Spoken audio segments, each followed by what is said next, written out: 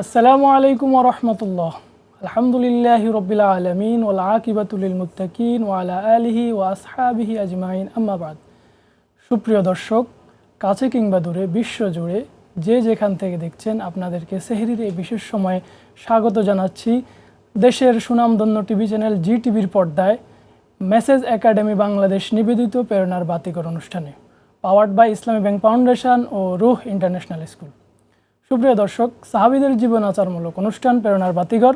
এই প্রেরণার বাতিঘর অনুষ্ঠানে আমরা এক একদিন আমাদের এক একজন প্রেরণার বাতিঘর সম্পর্কে আমরা আলোচনা করে থাকি।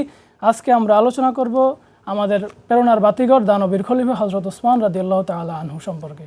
আজকে আমাদের সাথে এ বিষয়ে আলোচনার জন্য স্টুডিওতে উপস্থিত রয়েছেন দেশের দুজন সুনামধন্য ইসলামিক স্কলার।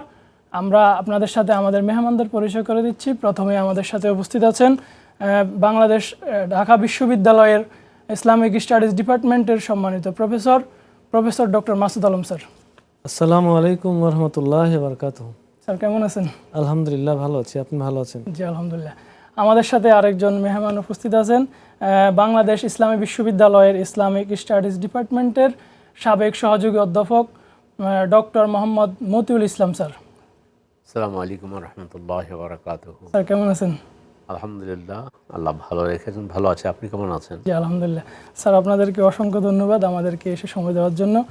যে স্যার, আমাদের আজকের আলোচনার বিষয় হচ্ছে দানবীর খলিফা ওসমান।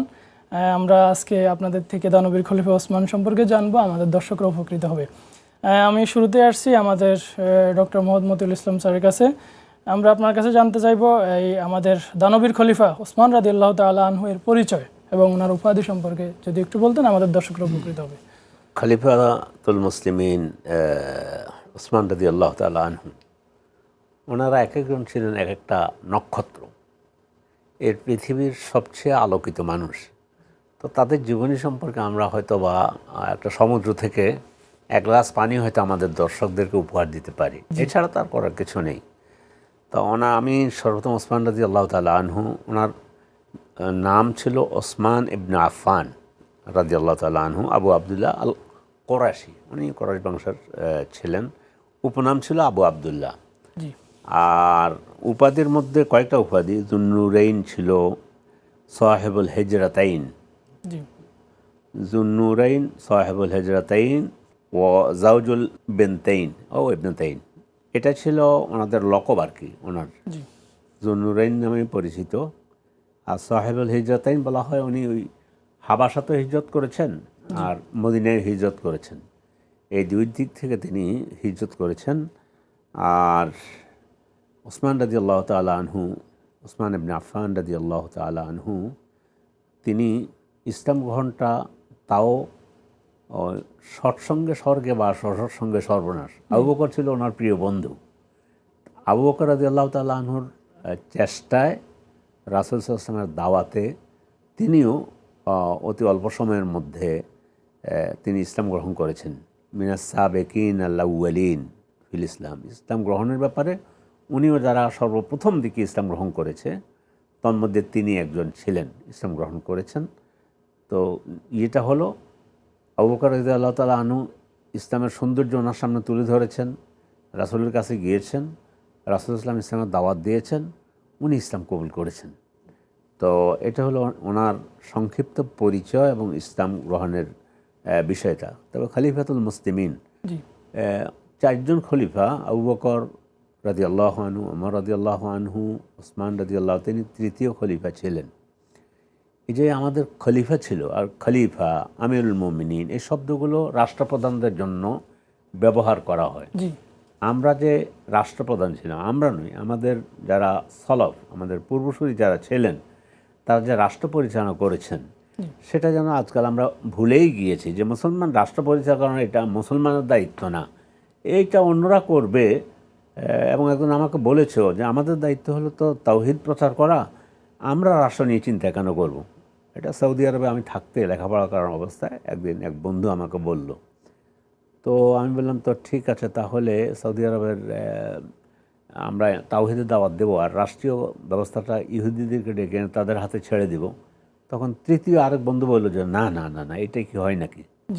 তো তখন আমার ওই মনে পড়ে গেল কবি আবুল বাকা আর রুন্দি রাহিমাহুল্লাহ, তিনি ওই স্পেনের শোকগাথা কবিতা লিখতে গিয়ে একটা চরণ এভাবে লিখেছেন: বিলাম সে কানু মুলুকান ফি মানাজিলিহিম ওয়ালিয়াউম হুম ফি বিলাদিল কুফরে উবদানু। গতকাল যারা রাজ সিংহাসনে ছিল, আজ তারা কাফেরদের হাতে বন্দী। তো আমাদের অবস্থাও ঠিক সেটা হয়ে গেছে। স্যার, খলিফা এক্ষেত্রে সৈয়দ আবুল হাসান আলী নদভী রহিমাহুল্লাহর একটা প্রসিদ্ধ গ্রন্থ রয়েছে, মুসলমানদের পতনে কি হারালো বিশ্ব। এখানেও জি এগুলো আলোকপাত করা ইনহিতাতুল মুসলিমিন এই নামে আর কি আবুল হাসান আহমেদ। তো যাই হোক, আমি খলিফা শব্দের সাথে আমাদের দর্শকদেরকে একটু পরিচয় করাই দিতে চাচ্ছি এই হিসাবে যে খলিফা ওসমান যখন বলবো রাদিয়াল্লাহু তাআলা আনহু, তখন তিনি মদিনা রাষ্ট্রের রাষ্ট্রপ্রধান ছিলেন। জি খলিফা আবু বকর যখন বলবো, তখন রাষ্ট্রপ্রধান ছিলেন। হ্যাঁ, যেমন খলিফা ওমর, কিন্তু ওনার ব্যাপারে আমিরুল মোমিনিন বেশি উপাধি। জি রাষ্ট্রপ্রধানের অনেক নামেই করা যায়, নামকরণ করা যায়। জি এগুলো যেন আমরা ভুলে যেতে চলেছি। খেলাফতের বিষয়টা তো জড়িত হলো রাষ্ট্রের সাথে জড়িত। তো সে বিষয়টা আমাদের দর্শকদেরকে আমরা উপহার দিলাম। জাযাকাল্লাহ স্যার, গুরুত্বপূর্ণ বিষয় তুলে দেওয়ার জন্য আমরা আবারও আপনার কাছে আসছি। যে এবার আসছি আমরা ডক্টর মাসুদ আলম স্যার আপনার কাছে। আমরা আপনার কাছে জানতে চাই, দানবীর খলিফা ওসমান অর্থাৎ ইসলাম গ্রহণের পরে তার যে দান, মদিনা রাষ্ট্রের আগে পরে ইসলামের জন্য যে তার ত্যাগ তিতিকে সম্পর্কে যদি বলতেন দর্শক। জি, আপনাকে ধন্যবাদ। খলিফা ওসমান রাদিয়াল্লাহু তাআলা আনহু, আমাদের চারজন খলিফায় এক একটি জায়গায় এক একজনের বিশেষ অবদান আমরা লক্ষ্য করি। ওসমান রাদিয়াল্লাহু তাআলা আনহু অত্যন্ত ধনী মানুষ ছিলেন। যখন ইসলামের বিজয়ের কোনো লক্ষণ ছিল না, তখনও তিনি অকাতরে সম্পদ ব্যয় করেছেন দিন প্রচারের জন্য। এবং আমরা দেখি যে তাবুক যুদ্ধে, বিশেষ করে খুবই কষ্টের একটি যুদ্ধ ছিল, সেই যুদ্ধে তিনি সর্বোচ্চ পরিমাণ দান করেছিলেন। তো তার পয়সা দিয়ে, তার দান দিয়ে ইসলামের অনেক উপকার সাধিত হয়েছে। আমরা যদি ছোট্ট একটা ঘটনা না বললেই নয়, এটি দুইটি বিষয়ে আমরা মনে করতে পারি। ওসমান রাদিয়াল্লাহু তাআলা আনহুর বিরুদ্ধে যে অভিযোগগুলো অমুসলিম ঐতিহাসিকরা ঢালাওভাবে প্রচার করেছেন, বিশেষ করে শিয়া ঐতিহাসিকরা, তার মধ্যে একটা এরকম ছিল যে তিনি বায়তুল মালের অর্থ আত্মীয় স্বজনদেরকে দিয়েছেন। তিনি অনেক ধনী মানুষ ছিলেন, তার নিজের সম্পদ দান করেছেন। অনেকে ভাবছে যে এগুলো নিজের। আমরা যদি এই ঘটনাটা বলি তাহলে আমরা বুঝতে পারবো। রাসূলুল্লাহ সাল্লাল্লাহু আলাইহি ওয়াসাল্লাম একবার, তখন তো তিনি খলিফা হন নাই, এক সায়েল আসছেন যে আমাকে একটু দান করেন। তখন তিনি তাকে বললেন, তুমি উসমানের কাছে যাও। তো এই সায়েল করছে কি, রাতের বেলা গেছে। রাতের বেলা গিয়ে দেখে যে ওসমান রাদিয়াল্লাহু তাআলা আনহু তার সহকর্মী গৃহভৃত্যকে বলছেন যে কুপির সলিতা নিচু করে দাও, কারণ তেল কম খরচ হবে। এই দৃশ্য দেখে এই লোক আর তার কাছে সাহায্য চায়নি, ফিরে চলে আসছে। এই লোক সাহায্য করবে, আসছে নবীজিকে বলছেন, ইয়া রাসূলুল্লাহ, আপনি আমাকে কিছু দান করেন। নবীজি তাকে বললেন, তুমি ওসমানের কাছে যাও। এবার দিনের বেলায় গেছে। দিনের বেলায় গিয়ে দেখে ওসমান রাদিয়াল্লাহু তাআলা আনহু তুলা শুকাইতে দিচ্ছে। তো তুলা উড়ে যাচ্ছে, উনি দৌড়ে ধরে নিয়ে এসে স্তূপের মধ্যে রেখে দিচ্ছে। আধুনিক যুগে নেট দিয়ে শুকানো হয়। তো এটা দেখে ওই লোক কিছু না বলে আবার ফিরে আসছে, আসে বলছে, ইয়া রাসূলুল্লাহ, আমাকে কিছু দান করেন। নবীজি তাকে বললেন, তুমি ওসমানের কাছে যাও। আবার এইবার সে গিয়ে দেখে আরেকটি ঘটনা, ওসমান রাদিয়াল্লাহু তাআলা আনহু শস্য স্তূপের কাছে বসে আছে, সেখান থেকে পিপিলিকা শস্য কামড় দিয়ে নিয়ে যাচ্ছে, উনি পিপিলিকার মুখ থেকে নিয়ে আবার কেড়ে নিয়ে স্তূপের মধ্যে রেখে দিচ্ছে। এই দৃশ্য দেখে তো এই লোকের চোখ কপালে উঠে গেছে যে এইরকম একটা লোক কি দান করতে পারে। এরপরে এই লোক ফিরে আসছে, আসে নবীজিকে বলছে, ইয়া রাসূলুল্লাহ, আপনি আমাকে কিছু দান করেন। তখন নবীজি তাকে আবার চতুর্থবারের মতো বলছেন, তুমি ওসমানের কাছে যাও। এইবার গিয়ে লোকটা সাহস করে বলছে, কারণ এই তিনবার কিন্তু বলে নাই, গিয়ে বলছে যে আমাকে নবীজি পাঠিয়েছেন আপনার কাছে, আমাকে একটু সাহায্য করেন। তখন ওসমান রাদিয়াল্লাহু তাআলা আনহু চিন্তা করলেন, যেহেতু নবীজি পাঠিয়েছেন, সুতরাং এই লোকের বড় রকমের সাহায্য দরকার। তখন তিনি তাকে একটা চিরকুট লিখে দিলেন যে সিরিয়া থেকে আমার একটা বাণিজ্য কাফেলা ওই যে দেখা যাচ্ছে আসতেছে, ওই বাণিজ্য কাফেলার যিনি প্রধান, তার হাতে আপনি এটা দেবেন। তো সেখানে 40টি উট তার মাল সামানা সহ সিরিয়া থেকে আসছে। তারপরে বাণিজ্য কাফেলার প্রধানকে যখন এই চিরকুটটি উনি দিলেন, তখন ওখানে লেখা ছিল যে এই সায়েল যে উটটি পছন্দ করে, ওই উটের পিঠে যেই পরিমাণ মাল সামানা আছে এটা সহ তাকে দিয়ে দিও। তখন এই সায়েল করছে কি, এই বহরের প্রথম উটটা পছন্দ করছে। প্রথম উটটা পছন্দ করে উনি যখন নিয়ে যাচ্ছে, তখন এটার পিছু পিছু অন্য 39টি উট রওনা দিয়ে দিচ্ছেন। তখন এই বাণিজ্য কাফেলার প্রধান দৌড়ে, তখন তো খলিফা হন নাই, ওসমান রাদিয়াল্লাহু তাআলা আনহুর কাছে গিয়ে বললেন যে সর্বনাশ, সব উট তো চলে যাচ্ছে। তখন তিনি চিন্তা করলেন, হয়তো আল্লাহ তাআলা চাচ্ছেন যে ওই লোকের এই পরিমাণ অভাব আছে যে এটি দূর করার জন্য এই পুরোটাই তার দরকার। তখন তিনি এই বাণিজ্য কাফেলার প্রধানকে বললেন, তুমি যেতে দাও, নিষেধ করো না। তখন এই লোকটাকে যখন বলা হচ্ছে যে আপনি সব নিয়ে যান, তখন সে দৌড়ে আসছে যে না, এ তো বিশ্বাস হচ্ছে না, আমি 3বার 3টে ঘটনা দেখেছি, তার সঙ্গে তো একটু মিল হয় না। তখন ওসমান রাদিয়াল্লাহু তাআলা আনহু বললেন, দেখো, সম্পদের মালিক আল্লাহ, আমরা হলাম সম্পদের রক্ষক, কেয়ারটেকার। তো সুতরাং আমাদের তত্ত্বাবধানে থাকাকালীন সময়ে সম্পদ যদি অপচয় হয়, নষ্ট হয়, তাহলে আল্লাহর কাছে আমাদেরকে জবাবদিহি করতে হবে। এই দানবীর ওসমান রাদিয়াল্লাহু তাআলা। ওসমান রাদিয়াল্লাহু তাআলা আনহুর অবদান আসলে অনন্য, এটা বলে শেষ করা যাবে না দানের ক্ষেত্রে। আমরা একটা যুদ্ধের ক্ষেত্রে রাসূল সাল্লাল্লাহু আলাইহি সাল্লাম যখন ডান দিক থেকে বলছিলেন কে দেবে, ওসমান বাম দিক থেকে বলছিলেন কে, সামনে থেকে, সব দিক থেকে ওসমান, রাসূল সাল্লাল্লাহু আলাইহি ওয়াসাল্লাম তখন দেখে একটু হেসে দিলেন। জি স্যার, ধন্যবাদ সুন্দর বিষয় তুলে ধরার জন্য। যে আমরা এখন আমাদের মেহমান ডক্টর মোহাম্মদ মতিউল ইসলাম স্যারের কাছে জানতে চাইব, দানবীর খলিফা হযরত ওসমান, দানের ক্ষেত্রেও তার অনেক অবদান, পাশাপাশি তিনি যে রাসূল সাল্লাল্লাহু আলাইহি সাল্লামের সাথে যুদ্ধে অংশগ্রহণ করেছেন, তারপরে হুদাইবিয়ার সন্ধিতে তার যে বিশেষ অবদান, এ সম্পর্কে যদি একটু বলতেন আমাদের দর্শকরা উপকৃত হতো। আল্লাহু আকবার। সাহাবাদের জীবনী আপনি যদি পড়তে যান, তো এই জন্ম কবে, মৃত্যু কবে, মায়ের নাম কি, বাবার নাম কি, তারপরে চলে আসে যে কয় যুদ্ধে অংশগ্রহণ করেছেন জি সাহাবাদের। জি আর যুদ্ধ আর জেহাদ দুটো একই বিষয় নয়। যুদ্ধ বলতে মাগাজি, গাজোয়া, গাজোয়া বলতে আবার রাসূল সাল্লাল্লাহু আলাইহি ওয়াসাল্লাম যেটা সরাসরি করেছেন। এখন আবার আর জেহাদ হলো প্রত্যেক জেহাদেই মধ্যে প্রত্যেক গাজোয়াই জেহাদ, মানে জেহাদ, কিন্তু প্রত্যেক জেহাদ গাজোয়া নয়। জি এর অর্থ হচ্ছে কিছু জেহাদ আছে কোরআন সুন্নাহর আলোকে মানুষকে প্রস্তুত করা, এটা একটা জেহাদ। সূরা ফুরকানের 52 নম্বর আয়াতে আল্লাহ তাআলা বলছেন, ওয়াজাহিদহুম বিহি জিহাদান কাবীরা। আপনি কোরআন দিয়ে কাফের মুশরিকদের সাথে, মক্কায় থাকতে, এটা সূরা ফুরকান মাক্কি সূরা, তাদের সাথে বড় ধরনের যুদ্ধ করুন কোরআন দিয়ে। তো সেখানে তো কাউকে একটা চিমটিও কাটেনি। জি তাহলে জেহাদের একটা হলো দাওয়াত কাজ, আবার জেহাদের এক অংশ ঢুকে যাবে গাজওয়ার ভিতরে, যুদ্ধের ভিতরে।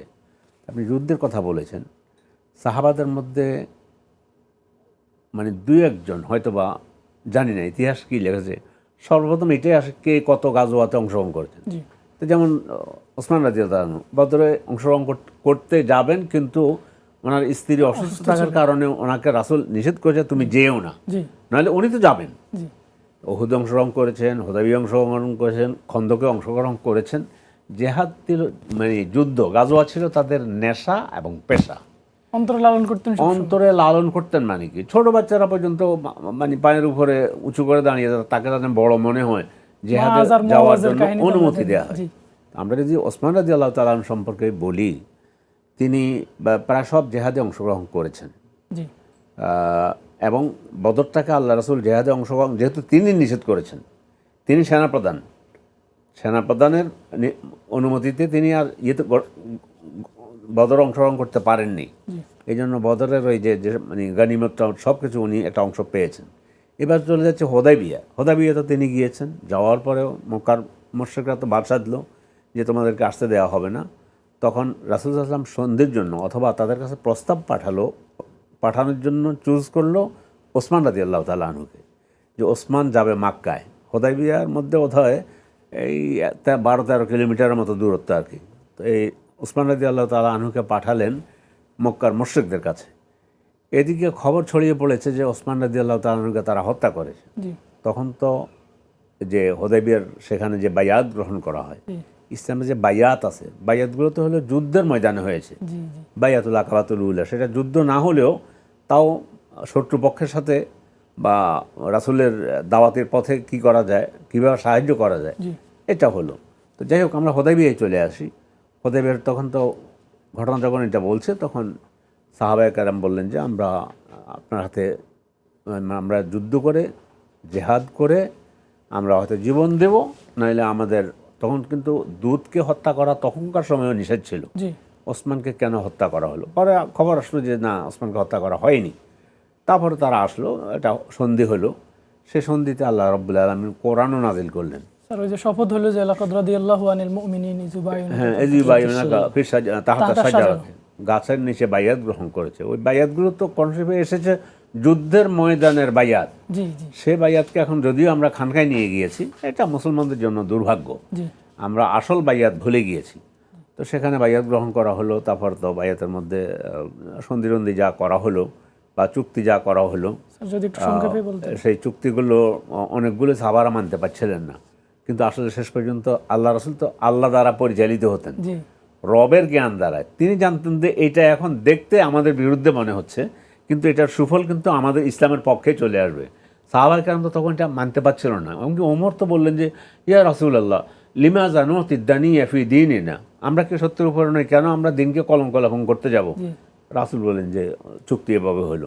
তাই পরবর্তী ঘটনা যেটা সেটা ইন্না ফাতাহনা লাকা ফাতহাম মুবিনা, মুবিনা, সেটাই এটাকে বলা হয়েছে যে এটার ভিতরে আল্লাহ ফাতহে মুবিন, সুস্পষ্ট বিজয়। বিজয় লুকিয়ে জি রেখেছে। স্যার, স্যার অসংখ্য ধন্যবাদ সবকিছু স্যার। মিলে ওসমান রাদিয়াল্লাহু তাআলার অবদান, হুদাইবিয়াতে যুদ্ধ গ্রহণে যেখানেই যাবেন, দানের মধ্যে যেমন ইয়ের মধ্যে দিন যে হুদাইবিয়া নয়, তবুক যুদ্ধে জি 750টা ঘোড়া তিনি রেডি করে দিয়েছেন।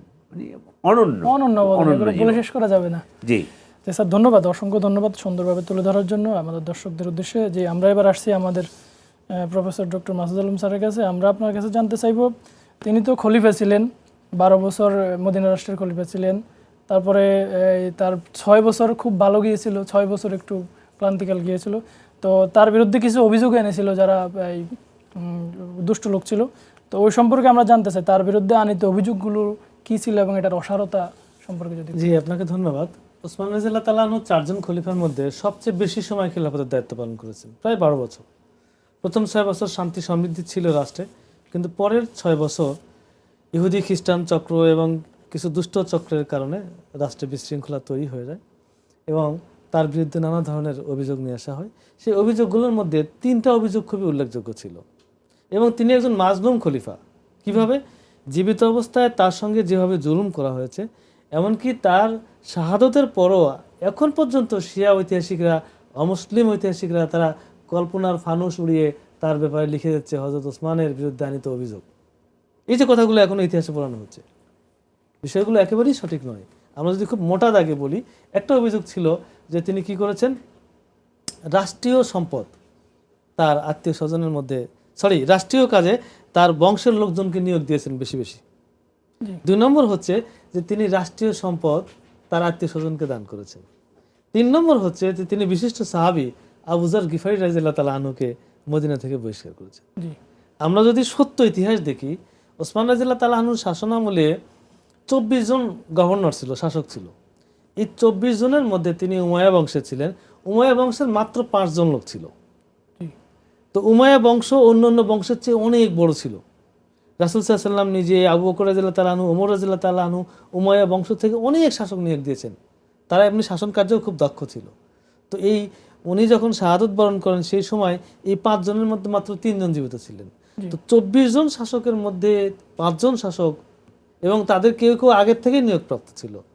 তো এইখানে তিনি তার আত্মীয়দের নিয়োগ করেছেন, এই কথাটি একেবারেই যৌক্তিক নয়, যৌক্তিক নয়। দ্বিতীয়ত, যদি নিজের আত্মীয় স্বজনের কেউ যোগ্যতার পরীক্ষায় মাপকাঠিতে উত্তীর্ণ হয়ে আসে, সেটা কিন্তু অন্যায় নয়। দ্বিতীয় যে অভিযোগটি নিয়ে আসা হয় যে তিনি রাষ্ট্রীয় সম্পদ তার আত্মীয় স্বজনকে দিয়েছেন, এই কথাটিও সঠিক নয়। আফ্রিকার 2টা যুদ্ধের রেফারেন্স দেওয়া হয় যে তিনি তার বৈপিত্রীয় ভাই এবং তার আরেকজন ভাই মারওয়ান ইবনুল হাকাম, যে এই 2 জনকে তিনি অতিরিক্ত সম্পদ দিয়েছেন। আসলে ব্যাপারটা এরকম নয়। তারা করছেন কি, তারা যে পরিমাণ গনিমত পেয়েছেন এর সঙ্গে আরো কিছু গনিমত তারা কিনে নিয়েছিলেন। এখন আপনি খেয়াল করে দেখবেন যে আমাদের ইউনিয়ন পরিষদ বিভিন্ন জায়গায় ওই কাজের বিনিময়ে খাদ্য বা বিভিন্ন রিলিফ দেওয়া হয়, কিছু লোক ওইখানেই বিক্রি করে, হ্যাঁ, এবং কিছু ক্রেতা ওইখান থেকে কিনে নেয়। তো ওনারা ওইরকম অন্যদের কিছু কিনে নিয়েছিলেন। তো এটা লোকেরা দেখেনি, লোকেরা ভাবছে যে তাদের বস্তা বড় হয়ে গেছে, ব্যাগ বড় হয়ে গেছে, এগুলো বুঝি রাষ্ট্রের। ব্যাপারটা এরকম ছিল না। আর আবু যর গিফারী রাদিয়াল্লাহু তাআলা আনহুর ব্যাপারে যেটি বলা হয় সেটি হলো, আবু যর গিফারী রাদিয়াল্লাহু তাআলা আনহু সিরিয়ায় ছিলেন। সেখানে কোরআনের একটা আয়াত নিয়ে ওয়াল্লাযিনা ইউনফিকুনা ফি আমওয়ালিহিম না ওয়াল্লাযিনা ইউনফিকুনা যাহাবা ওয়াল ফিজ্জা ওয়ালা ইউনফিকুনাহুম ফি সাবিলিল্লাহ, যারা স্বর্ণ রৌপ্য জমা করে কিন্তু আল্লাহর রাস্তায় ব্যয় করে না, তাদের শাস্তির কথা বলা হয়েছে। তখন তিনি সেখানে সিরিয়ার গভর্নর মুয়াবিয়া রাদিয়াল্লাহু তাআলা আনহুকে বললেন যে ধন সম্পদ জমা করা যাবে না, কারণ রাসূল সাল্লাল্লাহু আলাইহি ওয়াসাল্লাম জমা করেন নাই। তখন মুয়াবিয়া রাদিয়াল্লাহু তাআলা আনহু তাকে বললেন যে না, যাকাত আদায় করার পরে জমা করা যাবে, কিন্তু তিনি তার সঙ্গে একমত হতে পারলেন না। বরং তিনি যখন এটা প্রচার করতে থাকলেন, কিছু গরিব লোক তাকে সাপোর্ট দিতে লাগলো, দিন দিনে এই একটা দল ভারী হতে লাগলো। জি জি। তখন মুয়াবিয়া রাদিয়াল্লাহু তাআলা আনহু চিঠি লিখলেন ওসমান রাদিয়াল্লাহু তাআলা আনহুর কাছে যে তাকে যদি একটু এখান থেকে ফিরে নেওয়া হয়। তখন খলিফা তাকে চিঠি দেওয়ার পর তিনি মদিনায় আসলেন। কিন্তু মদিনায় আসার পরেও একই অবস্থা, গরিব লোকেরা তার মানে খুব অনুসরণ করা শুরু করলো যে সম্পদ যদি জমা না হয় তাহলে এগুলো তাৎক্ষণিক বন্টন করে দিলে গরিব লোকেরা পেয়ে যাবে। তখন একটু সংক্ষেপে খলিফা তাকে বললেন যে জাকাত দেওয়ার পরে জমা করা যাবে, কিন্তু তিনি একমত হতে পারলেন না। তখন খলিফা তাকে বললেন যে আপনি যদি একটু মদিনার বাইরে যান, উনি কিন্তু স্বেচ্ছায় রাবাজা নামক স্থানে চলে গিয়েছেন। স্যার অসংখ্য ধন্যবাদ বিষয়টি তুলে ধরার জন্য। আমরা আমাদের ডক্টর মতিউল ইসলাম স্যারের কাছে আসছি। স্যার একদম সংক্ষেপে 30 সেকেন্ডে যদি বলতেন ওসমান রাদিয়াল্লাহু আনহুর যে ইসলামের বিজয়, জি, ওনার বিজয়টা সম্পর্কে যদি তুলে ধরতেন খলিফা স্যার। সুবহানাল্লাহিল আযীম। একদম সংক্ষেপে আমাদের। সাহাবায়ে কেরামের মধ্যে আবু বকরের সময়, রাসূল সাল্লাল্লাহু আলাইহি ওয়াসাল্লামের সময় পারস্যের বিজয়ের দরজা নক করে রাখা হয়েছে, সে পর্যন্ত যে তবুক যুদ্ধে গিয়েছেন। আবু বকর রাদিয়াল্লাহু তাআলার সময় ইসলামী রাষ্ট্র আরও প্রশস্তা লাভ করে শুরু করেছে। ওসমান রাদিয়াল্লাহু তাআলা আনহুর সময়ে এসে ইসলামী রাষ্ট্র অনেক দিকে অনেক প্রশস্ত হয়েছেন, অনেক দেশ বিজয় হয়েছে। জি ওনার মানে সঠিক নেতৃত্বের ফলে মুসলমানদের তখন জয় জয়কার ছিল। স্যার আমরা যদি দেখি এই ধারাবাহিকতাটা হযরত ওমর রাদিয়াল্লাহু আনহু থেকে শুরু হয়েছে, ওসমান রাদিয়াল্লাহু আনহু তা ধরে রেখেছেন এবং ওনার সময় কিছু এলাকা বিজয় হয়েছে। এভাবে যেতে যা আলী রাদিয়াল্লাহু তাআলা পর্যন্ত বিজয় এভাবে ছিল ইসলামী রাষ্ট্রের। তো আমরা মনে করি যে বিজয় শব্দটা বোধহয় আমাদের জন্য এখন আর শোভা পায় না। আসলে বিজয় তো আমাদের অনুষ্ঠানের একেবারে শেষ পর্যায়ে চলে এসেছি। আপনাকে ধন্যবাদ। যে ডক্টর মাসুদ আলম স্যার একদম সংক্ষেপে 30 সেকেন্ডে বলবেন হযরত ওসমান রাদিয়াল্লাহু আনহুর যে শাহাদাতটা, এটা একেবারে সংক্ষেপে যদি বলতেন। তার শাহাদাত, তিনি এত ধৈর্য অবলম্বন করলেন। অনেক সাহাবী রেডি ছিলেন প্রতিরোধ করার জন্য, তার বাড়ি ঘেরাও করা হলো, কিন্তু তিনি কি করলেন? কোরআন তেলাওয়াত করতে শুরু করলেন। বিদ্রোহীরা তাকে পাথর নিক্ষেপ করতে থাকলো, কটু বাক্য বললো, তিনি কিছুই বললেন না। এমনকি তার দাস দাসীদের বললেন যে, এবং সাহাবা ইকরাম যে আজকে যারা তরবারি ধারণ করবে তারা কিন্তু আমার আনুগত্যের বাইরে চলে যাবে, সবাই তরবারি নিরস্ত করো, যেসব দাস দাসীরা চুপ থাকবে তারা স্বাধীন হয়ে যাবে। তিনি এত ধৈর্যের পরিচয় দিলেন। পরে জানা যায়, ইতিহাস ঘেটে, যে রাসূল সাল্লাল্লাহু আলাইহি ওয়াসাল্লাম তাকে এই পরামর্শটি দিয়েছিলেন, ওসমান তোমার শেষ দিকে বিদ্রোহীরা তোমাকে আক্রমণ করবে, তুমি ধৈর্যের পরিচয় দিও। এই জন্য অনেক ঐতিহাসিক বলছেন যে তার শহীদ হওয়ার পেছনে এটাও একটা বড় কারণ যে তার ধৈর্য ধারণ করা। তিনি কোনো অ্যাকশনে যাননি, তিনি প্রথম রক্তপাতকারী হতে চান না, প্রতিরোধ করতে পারতেন না, ইচ্ছা করলে তিনি পারতেন। ধন্যবাদ, অসংখ্য ধন্যবাদ আপনাদেরকে, আমাদের মেহমানদেরকে, আপনারা এই গুরুত্বপূর্ণ সময় এসে আমাদের স্টুডিও দেওয়ার জন্য। আশা করি আমাদের দর্শকরা উপকৃত হয়েছে আপনাদের মাধ্যমে। সুপ্রিয় দর্শক, দেখতে দেখতে আমরা একেবারে শেষ পর্যায়ে চলে এসেছি। আমরা শুনছিলাম দানবীর খলিফা হযরত ওসমান রাদিয়াল্লাহু তাআলা আনহু সম্পর্কে। আমরা যাতে এখান থেকে শিক্ষা নিতে পারি, এখন রমজান মাস চলতেছে, আমরা যাতে রমজানে বেশি বেশি দানের হাত বাড়িয়ে দিতে পারি। রাসূল সাল্লাল্লাহু আলাইহি সাল্লাম মানুষদের মধ্যে শ্রেষ্ঠ দানবীর ছিলেন, তার মধ্যে তিনি রমজানে আসলে তার দান আরও বেড়ে যেত। তো আমরা যাতে দানের হাত বাড়িয়ে দিতে পারি এবং তা থেকে শিক্ষা গ্রহণ করতে পারি। সুপ্রিয় দর্শক, আজকে এখানে বিদায় নিতে হচ্ছে। আগামীকাল যে কোনো একটি পর্ব নিয়ে আমাদের প্রেরণার বাতিঘর সাহাবীদের আরেকজন সাহাবীর জীবনে নিয়ে আমরা আপনাদের নিকট হাজির হব। ততক্ষণে আপনারা আল্লাহ রাব্বুল আলামিন আপনাদেরকে ভালো রাখুন। সুবহানাকাল্লাহুম্মা ওয়া বিহামদিকা আশহাদু আল্লা ইলাহা ইল্লা আনতা আস্তাগফিরুকা ওয়া আতুবু ইলাইক। আসসালামু আলাইকুম ওয়া রাহমাতুল্লাহ।